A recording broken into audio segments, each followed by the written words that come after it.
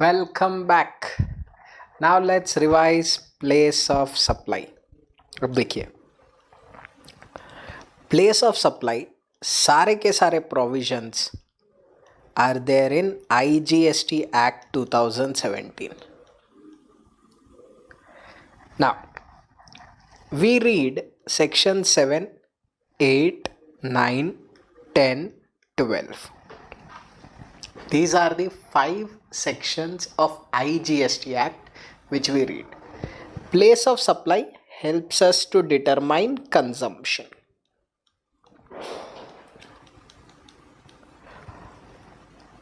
And इसीलिए ये पूरा सेंट्रल गवर्नमेंट के कंट्रोल में, because entire thing is there in IGST act. So where is a supply of goods or service consumed will be exclusively determined by central government. Up section 7 deals with interstate supply. Now what is interstate supply?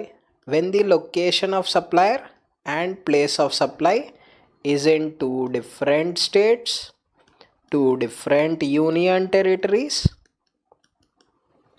or one state and one union territory, then you call it as interstate supply. What is 8? 8 deals with intra. Now intra-state supply क्या होता है? When the location of supplier and place of supply is in the same state or union territory. अब देखिए, 3 ऐसे transaction है which are always regarded as interstate supply. कौन से 3 transaction है सर? पहला, एक्सपोर्ट. लॉ में लिखा हुआ है supplier is in India, place of supply is outside India. So supplier is in India and place of supply is outside India. Example for that is export. Second, supply to or by SEZ unit or developer.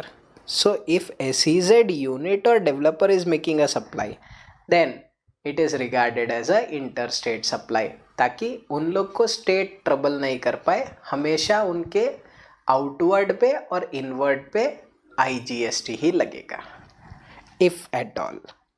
Third one, when the supply is in taxable territory meaning India, and it's not a intra-state supply.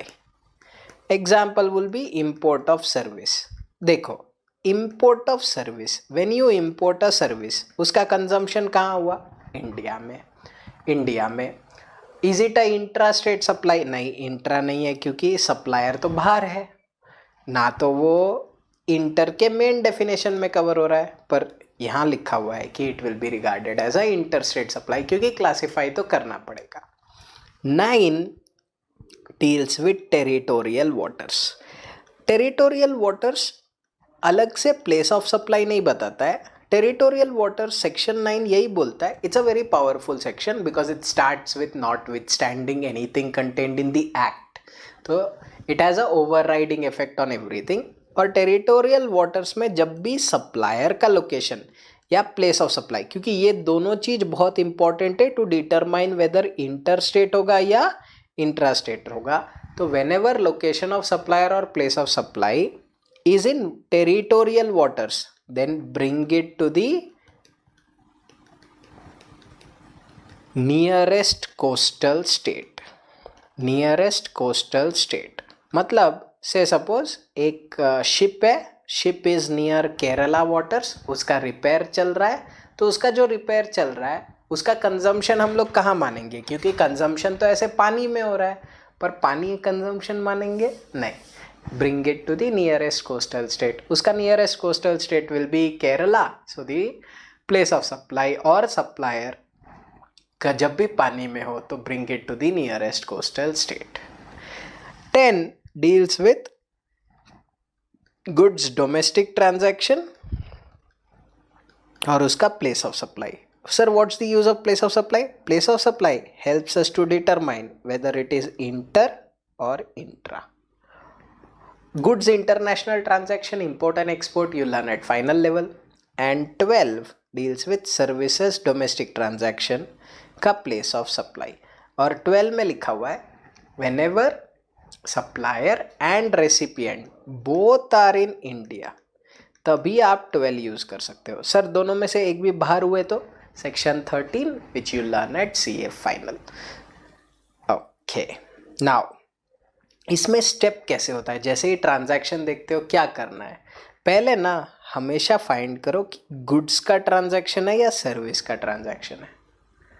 वो find करने के बाद then find place of supply, then find location of supplier. फिर ये दोनों को compare कर लो and determine whether it is inter or intra. So this is the step. First identify whether it is goods or service, then identify the place of supply, then identify the location of supplier, then identify the type of tax. This is how you will determine it for your exam for any case. अब सीखते हैं 10 goods domestic transaction का place of supply कैसे होता है, फिर सीखेंगे 12. देखिए 10 deals with goods domestic transaction. पहला प्रोविजन है 10(1)(a). 10(1)(a) says what would be the place of supply if the supply involves movement. अगर मूवमेंट हो रहा है तो प्लेस ऑफ सप्लाई क्या होगा. जैसे गुड्स जा रहे हैं बैंगलोर से दिल्ली, तो प्लेस ऑफ सप्लाई क्या होगा. The law says where the movement of goods terminates for delivery to the recipient. कहाँ हुआ terminate? दिल्ली में, तो place of supply will be Delhi, क्योंकि goods जा रहा था बैंगलोर से दिल्ली. फिर 10(1)(c), if the supply does not involve movement.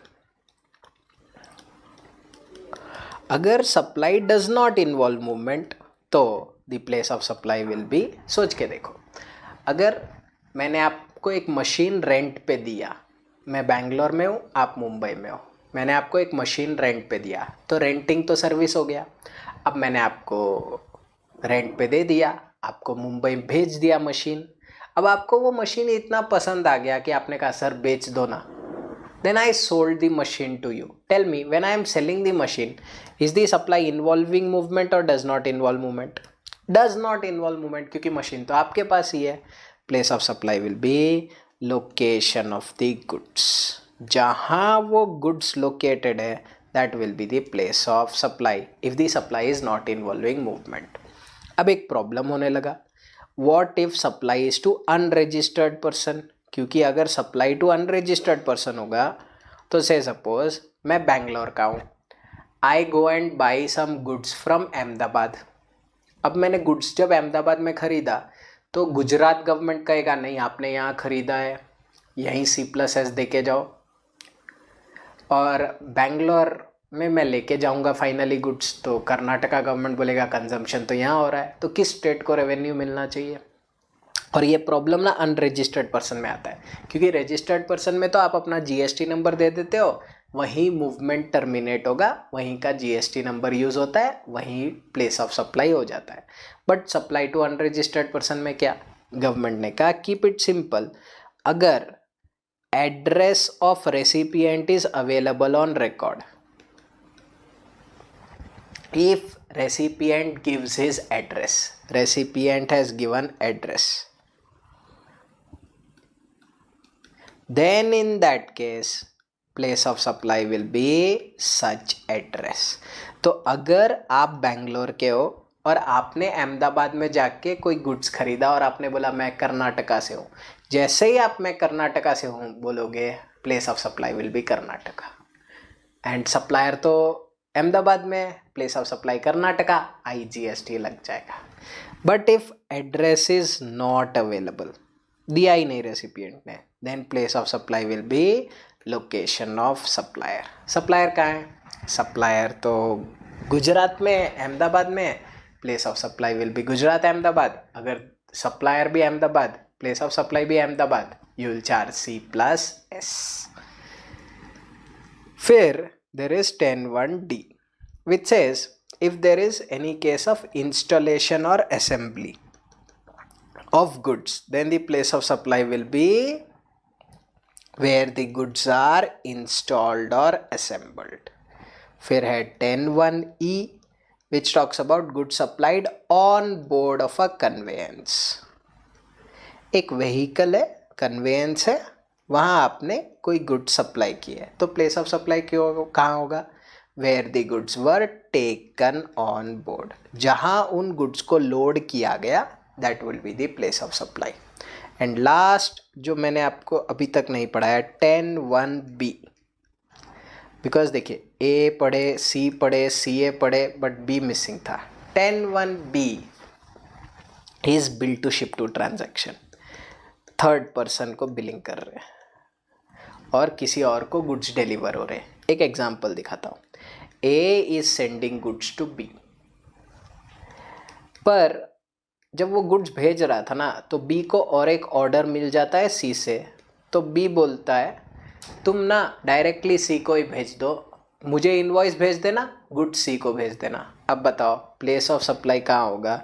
If Karnataka, Maharashtra, Gujarat. देखो गुड्स जा रहे हैं गुजरात में, इनवॉइस जा रहा है महाराष्ट्र. तो 10(1)(b ने इसका आंसर दिया. Place of supply will B principal place of business of such third person on whose direction the goods are delivered to the recipient or any other person.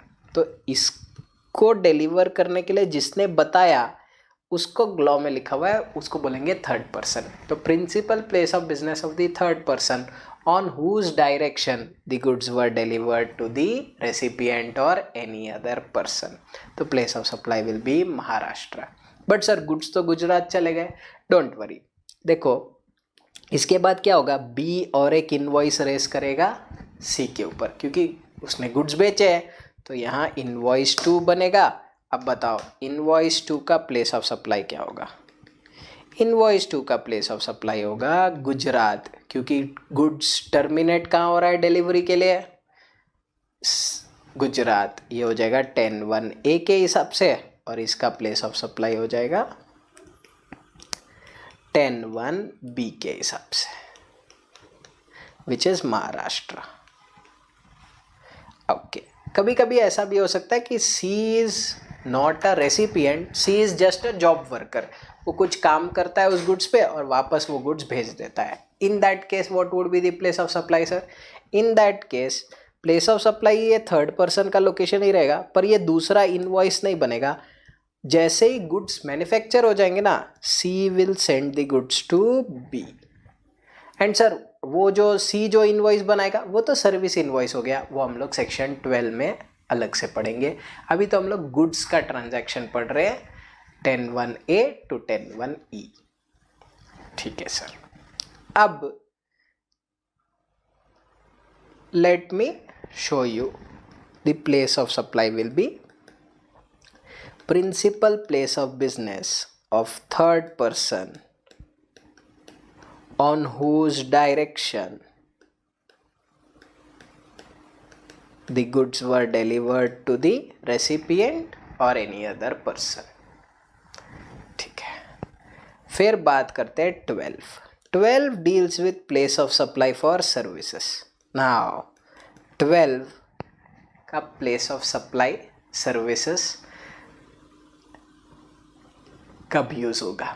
It is used only when supplier and recipient is in India. अब 12 subsection 2 generally the law says place of supply will be, अगर registered person को दिया है तो location of registered person, अगर unregistered person को दिया है तो लोकेशन ऑफ रेसिपिएंट, पर अगर वो अवेलेबल नहीं है तो लोकेशन ऑफ सप्लायर. सर ऐसा 2 डिवीज़न क्यों किया है? देखिए नॉर्मली ना गवर्नमेंट इंडिया ट्रांजैक्शन पे, जहाँ दोनों इंडिया में है, गवर्नमेंट नॉर्मली आईटीसी देना चाहता है कि कहाँ भी कंजम्पशन हो, अगर रजिस्टर्ड पर्सन को दे रहे हो तो place of supply location of registered person होगा, इररेस्पेक्टिव ऑफ कहाँ कंजम्पशन हो रहा है, in most of the cases. पर कहीं कहीं गवर्नमेंट ने ये दो डिवीजन नहीं किया है, क्योंकि कहीं कहीं गवर्नमेंट चाहता है कि टैक्स उसी स्टेट में रह जाए।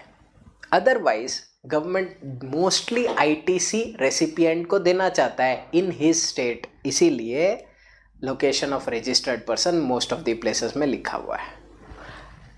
ये मैं आपको फर्दर समझाता हूँ 12(3) से।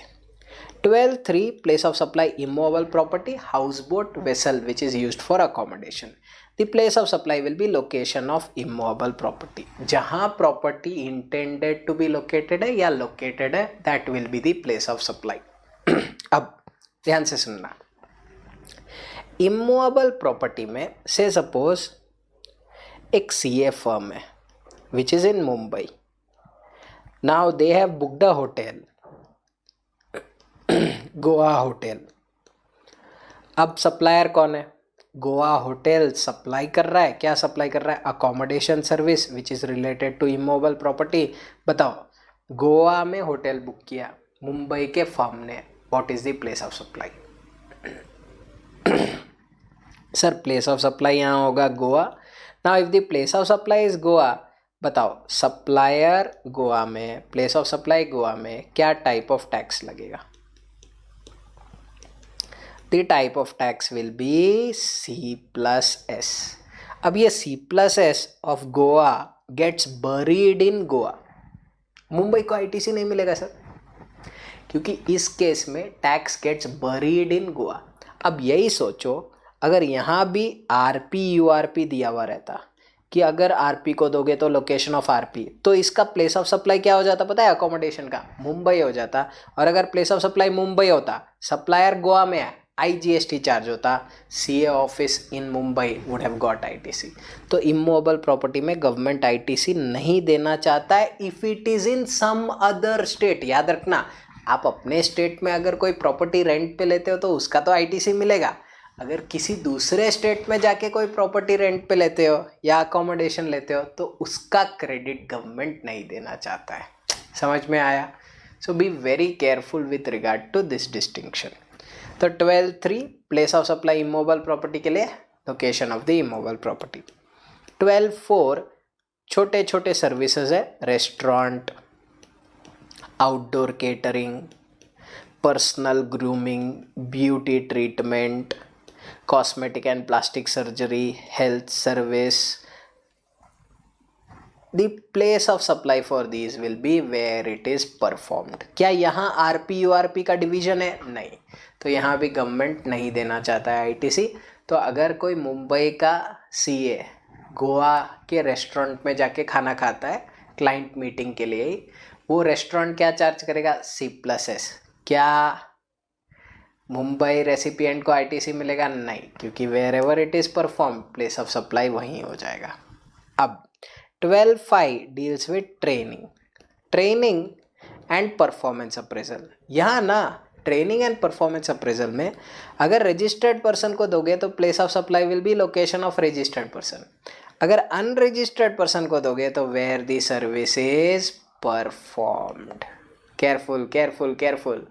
ट्रेनिंग अगर रजिस्टर्ड पर्सन को दोगे तो location of registered person, unregistered person को दोगे तो वेयर इट इज़ परफॉर्म्ड। मतलब अगर CA फर्म इन मुंबई गोवा में भी जाके अपने एम्प्लॉयज़ का ट्रेनिंग कराता है तो वो ट्रेनर जो अमाउंट चार्ज करेगा, ट्रेनर को ये देखना पड़ेगा कि अगर मैं रजिस्टर्ड पर्सन को सर्विस दे रहा हूँ, place of supply will be location of registered person, ना कि जहाँ ट्रेनिंग हुआ है। तो क्या ITC मिलेगा? हाँ, जनरली गवर्नमेंट देना चाहता है, इमूवेबल प्रॉपर्टी और रेस्टोरेंट में नहीं दे रहा है। 12(6) एडमिशन टू एन इवेंट। बताओ, admission to an event, entry fee. Goa में किसी क्लब का एंट्री फी पे करवाया फॉर बिजनेस, मतलब सारे एम्प्लॉयज़ को लेके गए थे, वहाँ एंट्री फी पे किए। क्या ITC देना चाहिए? क्या इसमें RPURP होगा? नहीं, यहाँ the place of supply will be where the event is held. And where was the event held? The event was held in Goa, place of supply Goa हो जाएगा, C+S गोवा का लगेगा। क्या मुंबई फर्म को ITC मिलेगा? नहीं। 12.7 deals with organisation of an event and sponsorship.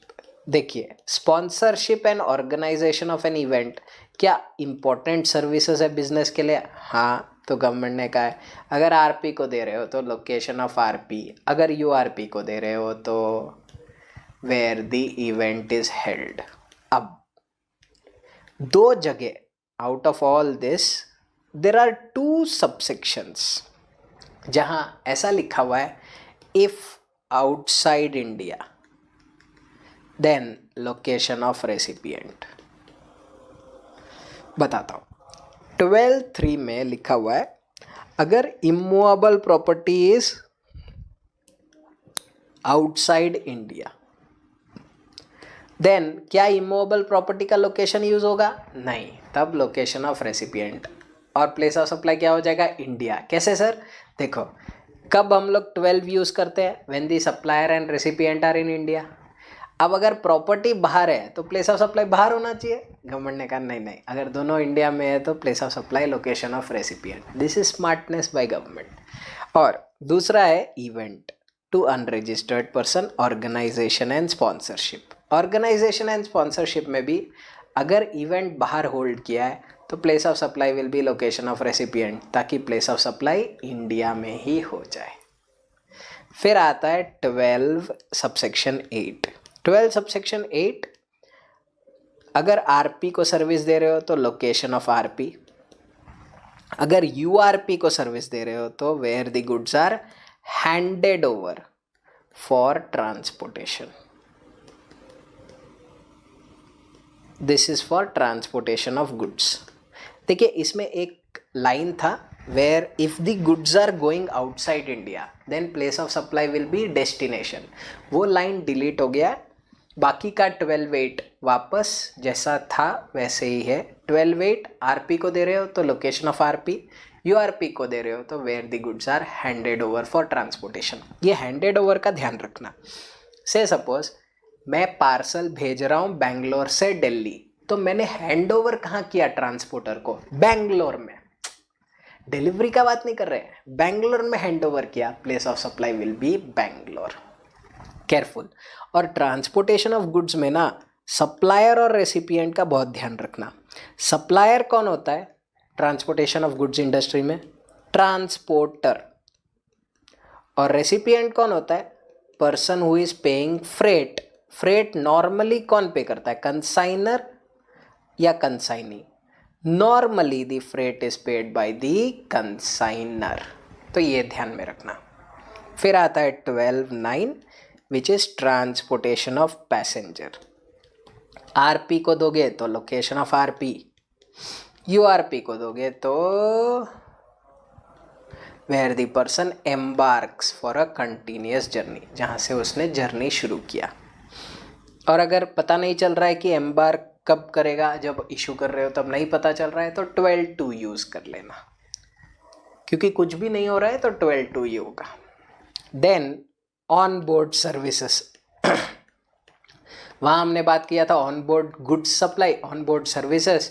First scheduled departure point. फिर telecommunication services 12.11। Telecommunication services में अगर फिक्स्ड लाइन है, मतलब DTH या इंटरनेट कनेक्शन, तो टेलीकम्युनिकेशन फिक्स्ड लाइन, जहाँ वो फिक्स्ड लाइन है। Post paid billing address. Prepaid अगर थ्रू सेलिंग एजेंट है तो लोकेशन ऑफ सेलिंग एजेंट। अगर डायरेक्टली प्रीपेमेंट मिल रहा है तो जहाँ प्रीपेमेंट मिला है। ऑनलाइन है तो लोकेशन ऑफ रेसिपिएंट। कुछ भी नहीं है तो लोकेशन ऑफ रेसिपिएंट, अगर वो भी नहीं है तो location of the supplier. And then you have 12.12 which deals with banking and stock broking. Banking and stock broking में थोड़ा सा अलग है। अगर एड्रेस है then such address will be the place of supply. अगर एड्रेस अवेलेबल नहीं है then in that case location of supplier. फिर 12-13 आता है which deals with insurance. Insurance में भी अगर आरपी को दे रहे हो तो लोकेशन ऑफ आरपी, यूआरपी को दे रहे हो तो एड्रेस. क्यों सर? बिकॉज इंश्योरेंस में एड्रेस लेते ही है. And lastly 12-14 advertisement to government. जब भी आप गवर्नमेंट को एडवर्टाइजमेंट की सर्विस दे रहे हो, आप न्यूज़ चैनल हो या न्यूज़पेपर एजेंसी हो, आप जब गवर्नमेंट को सर्विस दे रहे हो तो the place of supply should be in each state जहाँ भी वो एडवर्टाइजमेंट दिखाई दे रहा है. ये कॉन्ट्रैक्ट में लिखा हुआ रहेगा. अगर कॉन्ट्रैक्ट में लिखा हुआ है तो go by the contract. Sir contract में अगर कुछ नहीं लिखा हुआ है तो एज में बी प्रिस्क्राइब. और बहुत चीज़ प्रिस्क्राइब किया है, जैसे टीवी के लिए व्यूअरशिप नंबर्स के हिसाब से जाना है, होर्डिंग्स के लिए number of hoardings, radio station के लिए number of radio stations, railways advertisement bogie पे, then length of the track in each state. तो हर स्टेट को वैसे रेशियो प्रोपोर्शन करना है. फिर अगर रेलवे टिकट के पीछे तो नंबर ऑफ कंज्यूमर्स, इलेक्ट्रिसिटी वगैरह के बिल के पीछे भी एडवर्टाइजमेंट है, number of consumers. Then you have newspaper editions in each state. Cinema hall, number of screens in each state. pamphlet, number of pamphlet distributed in each state. Internet, number of internet subscribers. SMS, number of telecom subscribers in each state. तो ऐसे करके हर चीज़ का method government ने दिया है. फिर कभी कभी ऐसा भी होता है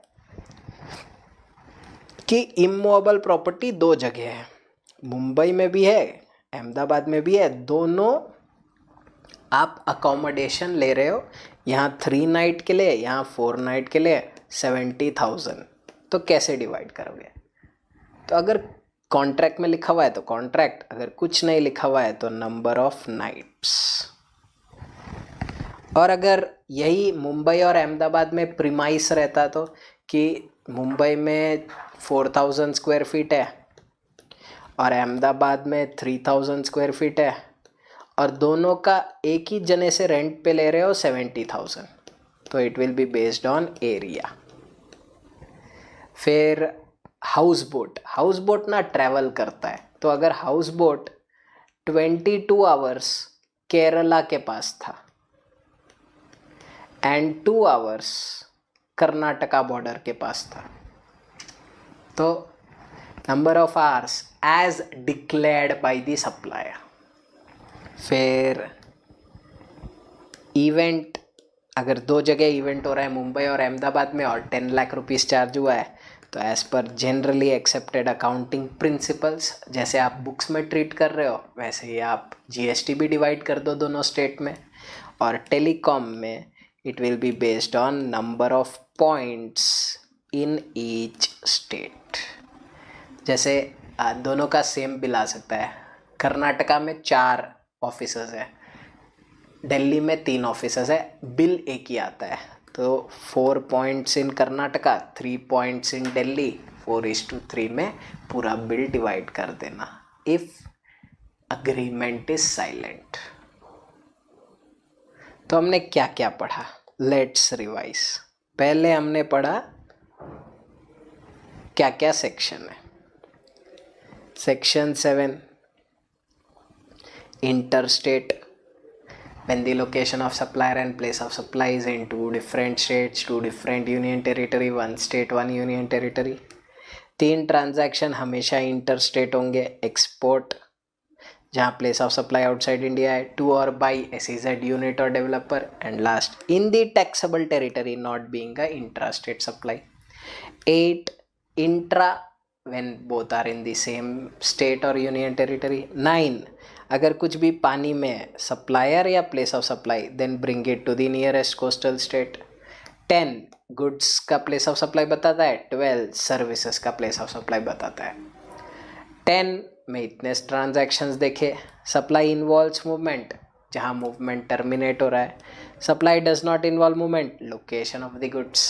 supply to unregistered person, if address is there, such address, in fact state का नाम लिखेंगे तो काफ़ी है. No address, location of supplier. Installation या असेंबली, जहाँ वो इंस्टॉलेशन या असेंबली हो रहा है. On board of a conveyance where the goods were taken on board. Bill to ship to में principal place of business of third person on whose direction the goods are delivered to the recipient or any other person. And फिर 12, generally तो government देना चाहता है पर 4 sector में नहीं देता है. Immovable property, restaurant outdoor catering, admission to an event और ऑन बोर्ड सर्विसेज. ये 4 में आरपी यूआरपी का डिवीजन नहीं है. मतलब अगर आप किसी दूसरे स्टेट के हो तो आपको C+S of the supplier state will not be available as ITC to recipient. बाकी सब में तो 12(2) में 2 पार्ट है, 12(5) ट्रेनिंग में 2 पार्ट है, ऑर्गेनाइजेशन एंड स्पॉन्सरशिप में 2 पार्ट है, ट्रांसपोर्टेशन ऑफ गुड्स में 2 पार्ट है, ट्रांसपोर्टेशन ऑफ पैसेंजर्स में भी 2 पार्ट है, telecommunication, fixed line, postpaid, prepaid, banking, address, no address, insurance में भी RPURP, advertisement to government, it has to be gone to each state where the advertisement is displayed. Clear? Okay. फिर last हमने देखा कि IGST rules में immovable property number of nights के हिसाब से भी प्लेस ऑफ सप्लाई डिटरमाइन कर सकते हैं, एरिया के हिसाब से, number of hours as declared by the supplier, event, generally accepted accounting principle, telecommunication, number of points in each state. So this was about place of supply.